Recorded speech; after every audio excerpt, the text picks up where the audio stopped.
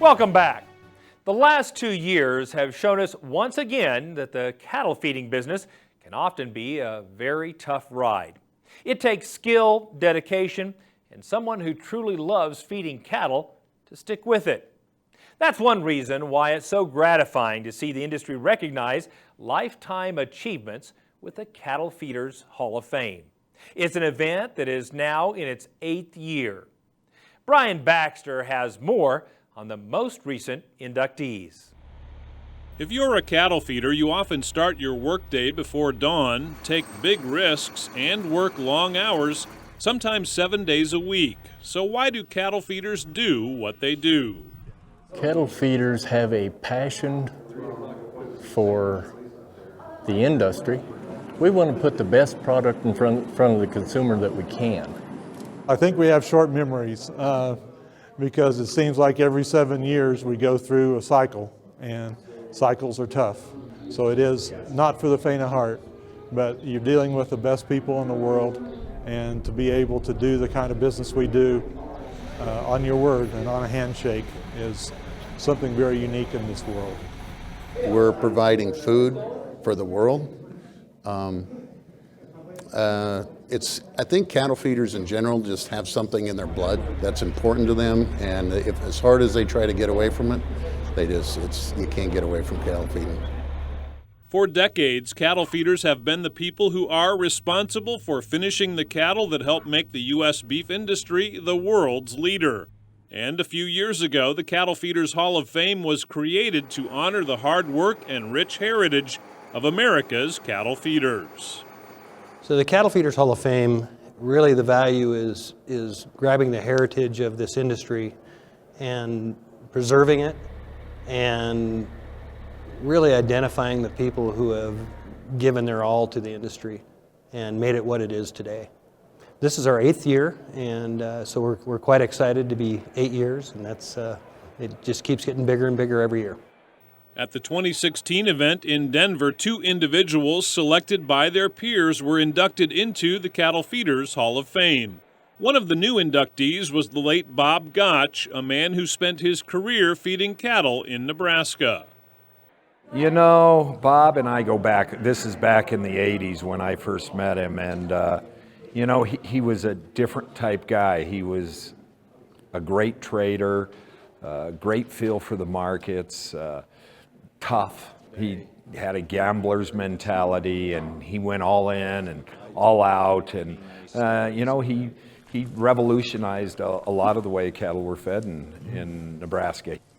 I guess it's a reflection on my dad's hard work. I'm always very proud of him, and he never was one that needed a lot of accolades, but I think if he was here, he'd really appreciate it. Also inducted into the Cattle Feeders Hall of Fame was Paul Brown, who founded Cattle Empire in southwest Kansas. It's quite an honor. I started feeding cattle back in the early 70s, I guess, and then I bought an interest in a feed yard in 1978, and 1981 I bought all of it myself, and then it's been a family operation ever since then. I think it's really the honesty and integrity in the way that he conducted business. And it's a very unique industry in that we do so much on our word and on a handshake, and that's the way Paul's always been. He's always had the highest integrity, very honest, and always treats people like he wants to be treated. Also at the celebration, Jim Allen, who has worked more than 40 years at the Garden City Feed Yard in Kansas, was honored with the Distinguished Service Award. Integrity, that would be the one thing that would stand out. Of course, you know, loyal, honest, integrity. He's a guy that you can ask to do anything and he will, but most of the time you don't have to ask. Jim's already got it figured out. I mean, it's been challenging and very rewarding, you know, and it's just something that I've always had an interest in and just love to do. Rounding out the evening, the Industry Leadership Award was presented to Randy Block for his outstanding service for more than 35 years with Cattle Facts. Randy doesn't just study the markets. He eats, sleeps, and breathes the markets. It's totally consuming with him, and he takes it personal. He believes that it's CattleFact's responsibility and his responsibility to give the industry the best information that they can have in trying to make the decision as they move forward in their marketing. I love the people. I love what the people are all about. I love the character of the people. I love the stewards of the land, the stewards of the cattle. You know, they're all things good, what these people stand for. To be a small part of that and to be able to have a career in that kind of industry has really been very, very special.